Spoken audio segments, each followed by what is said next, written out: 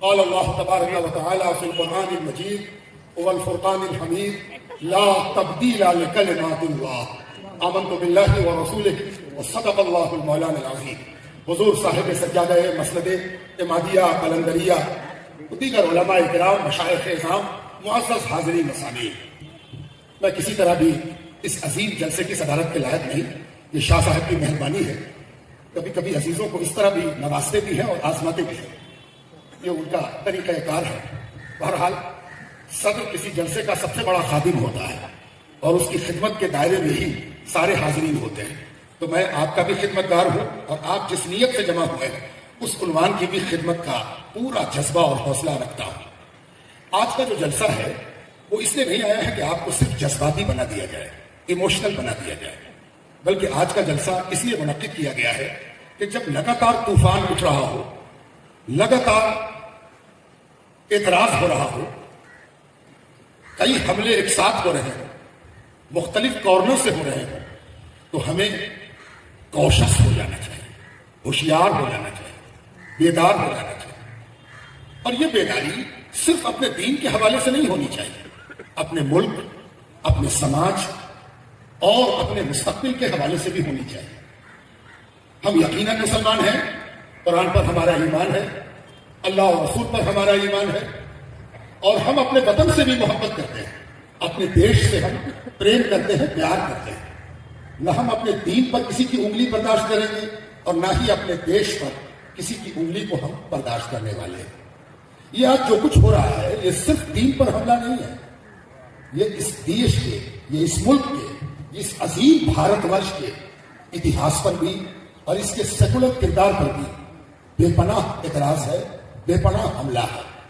اسی لیے میں تو یہ چاہتا ہوں کہ آئندہ جلسہ جب میں کروں آپ کے تعاون سے ہم سب مل کر کریں، تو اس میں صرف ہم نہ ہوں بلکہ ہر مذہب کے ماننے والے ہوں، اور وہ سب مل کے یہ فیصلہ لیں کہ یہ ملک دنیا میں انوکھا ہے، یہاں ہر مذہب کو آزادی ہے اور ہر مذہب کو پنپنے اور پڑھنے کا پورا ادھیکار ہے، اور کسی کو یہ ادھیکار نہیں ہے کہ وہ دوسرے کے دھرم پر انگلی اٹھائے، دوسرے کے وشواس پر انگلی اٹھائے، بلکہ ہم سب مل کر جتنے اپنے عقیدے کے محافظ ہیں وہی دوسرے کے عقیدے کو بھی تحفظ دینا چاہتے ہیں۔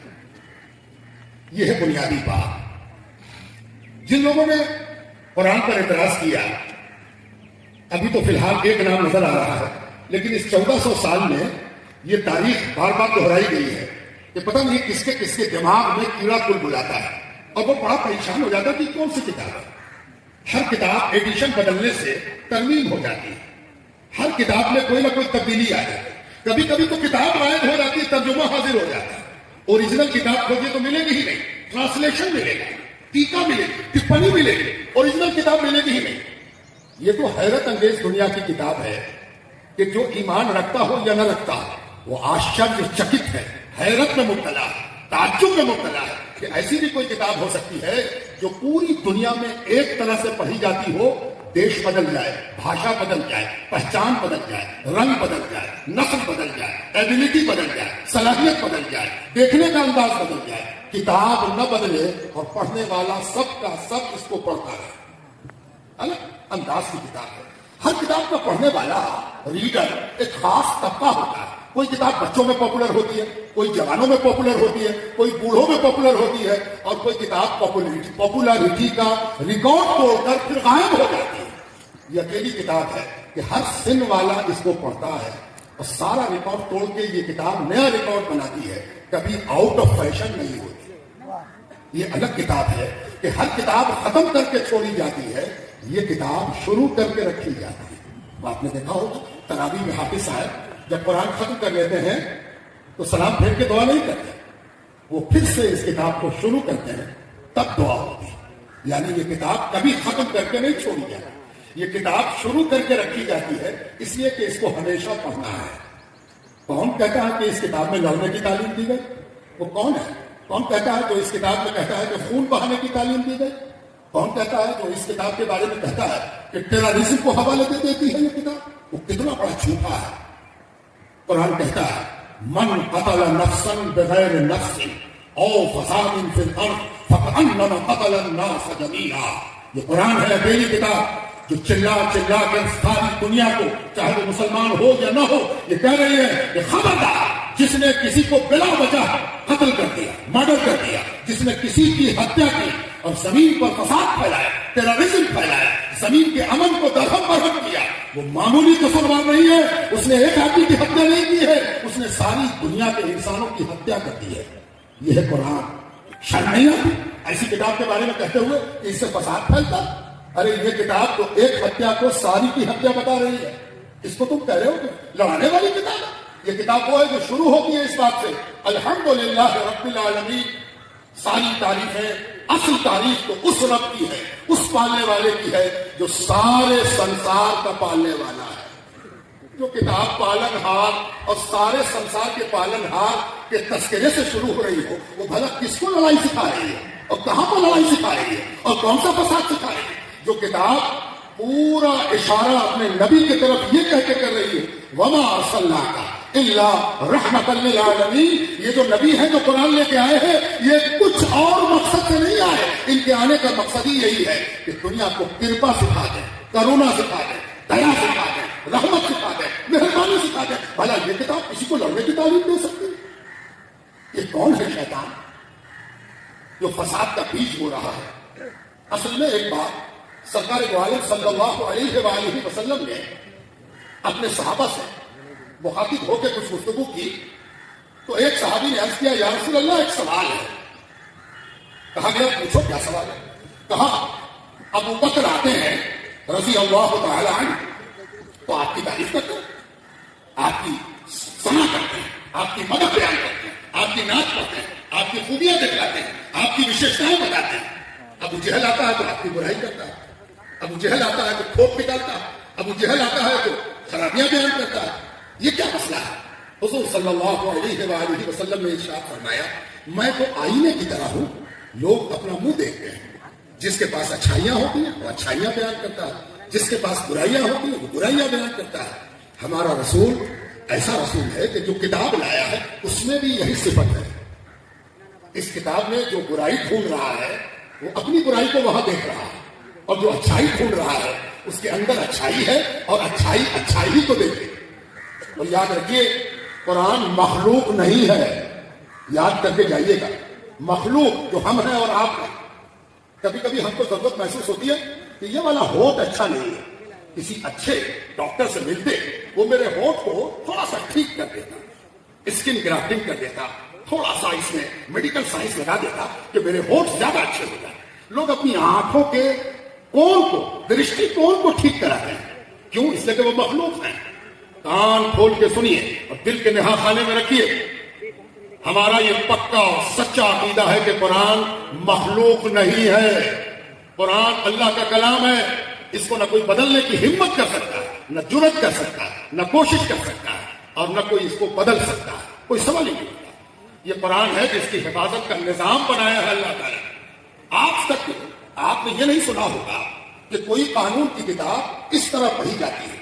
قرآن قانون کی کتاب ہے، اس میں قانون بیان ہوا ہے، اس میں نیم بیان ہوا ہے، ودھان بیان ہوا ہے، اس میں رولز بیان ہوئے ہیں، زندگی گزارنے کے رولز، کوڈ آف کنڈکٹ بیان ہوا ہے، کیسے زندگی گزارنا ہے، صبح کیسے کرنی ہے، شام کیسے کرنی ہے، شادی بیاہ کیسے کرنا ہے، معاملات کیسے کرنے ہیں، کانٹریکٹ کیسے کرنا ہے، سندھی کیسے ہوگی، سندھی وچھید کیسے ہوگا، تعلقات کیسے ہوں گے، مسلمان سے کیسے ملے گا، اگر کوئی مسلمان نہیں ہے تو اس کے پرتی مسلمان کا کیا کرتویہ ہے، یہ کہاں بیان ہوا ہے؟ قرآن میں بیان ہوا ہے۔ قرآن دنیا کی اکیلی کتاب ہے جو سارے دھرموں کو ساتھ لے کر چلنے کا ودھان بتاتی ہے۔ قرآن صرف مسلمانوں کی کتاب نہیں ہے کہ مسلمان اس کو پکڑ کے بیٹھ جائے، قرآن وہ کتاب ہے جس نے دنیا کی آنکھیں کھولی، جس نے دنیا سے ذات پات کو بتایا، جس نے الگ الگ کہا کہ کالا ہو یا گورا ہو، لمبا ہو یا ناٹا ہو، چین کا رہنے والا ہو یا بھارت کا رہنے والا ہو، سب ایک باپ کی اولاد ہے۔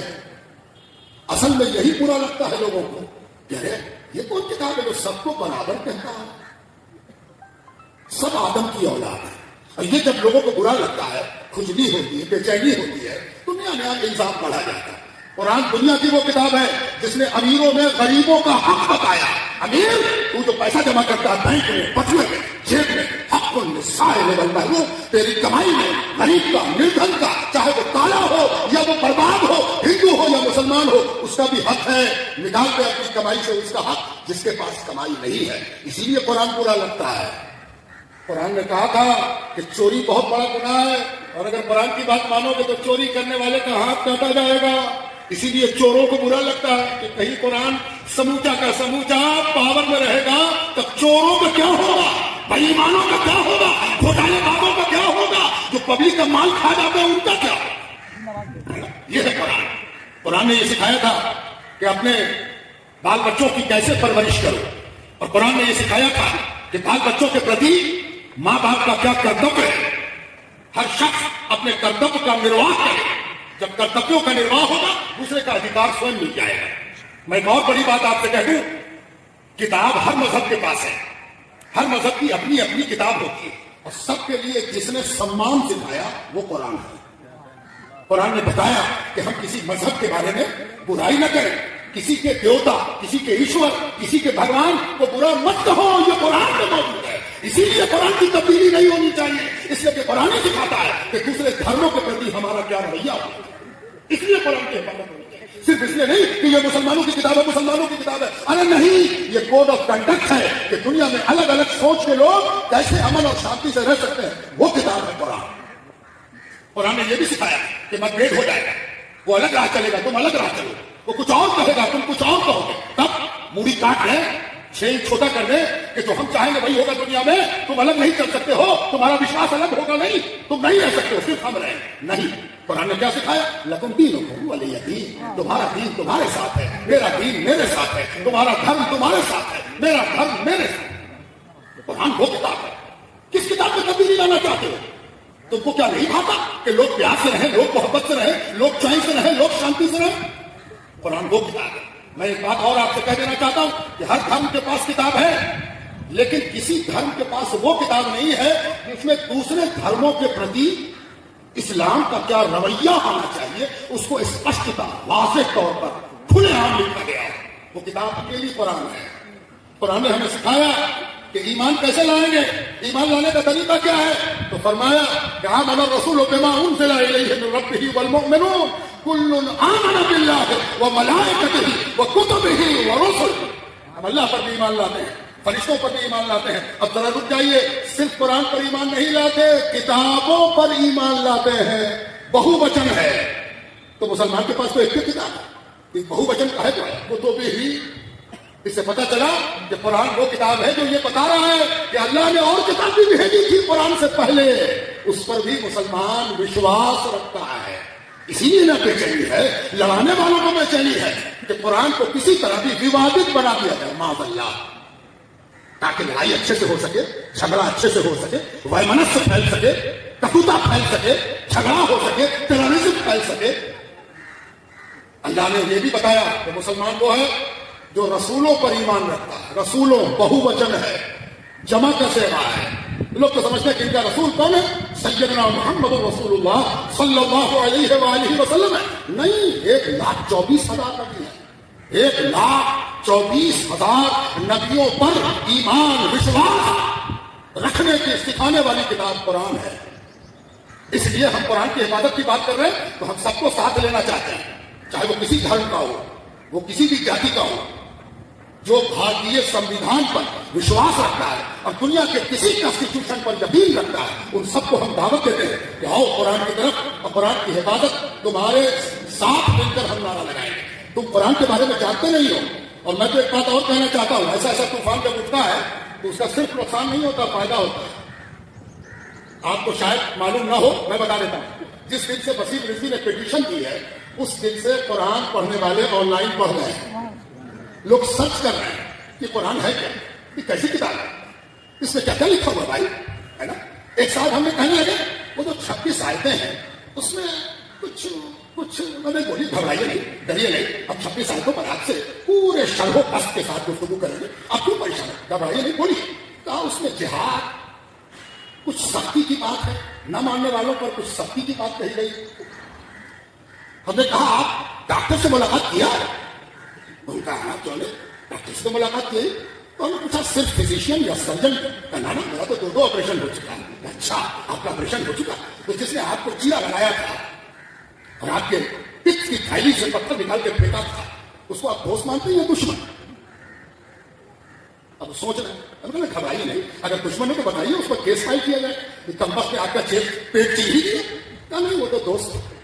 ہم نے کہا کبھی کبھی ڈاکٹر کو بھی چیرنا پڑتا ہے۔ اس کے یہ مطلب نہیں کہ ڈاکٹر صاحب آئے جلسے میں اور سب کو کہا آ گیا پیٹ چیرو ہے نا، ابھی پیٹ چیرے گئے یہ تو کاٹ ڈالا۔ نہیں، سب اس کو عزت دیں گے کہ ڈاکٹر ہے، اس نے میری بیماری کو باہر نکالا ہے، اس نے بیماری کی پہچان کیا ہے، اس نے روگ کو پہچانا ہے، اس نے اس چیز کو ہم سے نکال دیا ہے جو اگر رہتی تو ہم نہ رہتے۔ اس لیے جو 26 آیات ہیں وہ کس صورتحال میں، کس سینیریو میں، کس پس منظر میں آئی ہے، جب تک آپ کو پس منظر نہ معلوم ہو بھلا آپ کسی چیز کے بارے میں کیا نرنے کر سکتے ہیں؟ آپ کو پس منظر معلوم نہیں، پرشٹھ بھومی معلوم نہیں، اور آپ کہہ رہے ہیں کہ ایسے ہے اور ویسے ہے اور یہ ہے اور وہ ہے۔ اور ایک بات اور یاد رکھیے، اس آدمی نے حملہ کئی طرف سے کیا ہے۔ اس کا حملہ ایک ساتھ قرآن پر ہے اور ایک ساتھ رسول اللہ صلی اللہ علیہ وسلم کے نظام پر ہے۔ خلفائے راشدین پر حملہ کر کے اس نے کوشش کیا ہے کہ آپ کے پورے لیگل سسٹم کو تباہ کر دے۔ اچھا، میں آپ کو ایک دنیا میں لیے چلتا ہوں۔ اگر آپ سے کوئی پوچھے کہ یہ فتنہ اگر حضرت عثمان کے دور میں کھڑا ہوتا یا حضرت عمر کے دور میں کھڑا ہوتا یا حضرت ابو بکر کے دور میں کھڑا ہوتا تو سب سے زیادہ اس پر آواز اٹھانے والا اور سب سے پہلے آواز اٹھانے والا کون ہوتا ہے؟ ایک سوال ہے۔ اگر آپ اس کے جواب پر غور کر رہے ہیں تو کیجئے، میں آپ کو اپنا جواب سناتا ہوں۔ جو سب سے پہلے اس پر اعتراض کرتا اور اس کی گردن پکڑتا، اس کا نام ہوتا مولا علی۔ مولا علی یوں پکڑ اور کہتے تو کیا بول رہے ہیں، خوش رہتے ہیں نا؟ اور آپ کو معلوم ہے اگر ایسا ہوتا جس کی طرف یہ اشارہ کر رہا ہے، جس کا نہ امکان ہے نہ کوئی پاسبلٹی ہے، اگر ایسا ہوتا تو علی صفین بعد میں لڑتے اور جنگ جمل بعد میں لڑتے اور امام حسین کربلا میں یزید سے بعد میں لڑتے۔ پہلے تو وہ قرآن کے لیے، یہ ساری لڑائیاں جو لڑی گئی وہ قرآن کی حفاظت کے لیے اور اپنے اسلاف کی پاکیزہ سیرتوں کی حفاظت کے لیے۔ یہ جاہلانہ، بے وقوفانہ اور بہت بڑا شریعتر ہے۔ اس شریعت سے بچنے کا ایک ہی طریقہ ہے۔ اب بات ختم۔ میں معمولی آدمی، ہم کو کھڑا کر دیا گیا آخری، بھلے بتائیے اب آپ سے ہم کیا بات چیت کریں گے؟ آپ بڑے بڑے لوگوں کو سنتے رہتے ہیں یہ پٹنہ سٹی ہے، یہاں تو انیس کی نہیں چلی، کبیر کی نہیں چلی، تو میں کون ہوں؟